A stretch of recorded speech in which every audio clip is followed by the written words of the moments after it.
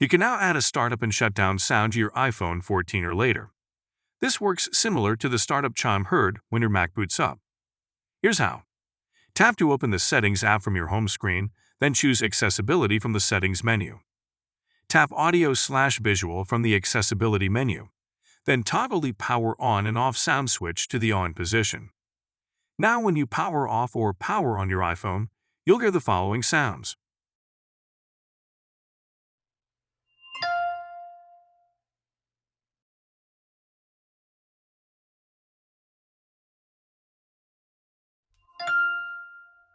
Please see the text version of this tutorial for more details, and remember to follow or subscribe to iClarified for more Apple news, videos, and tutorials.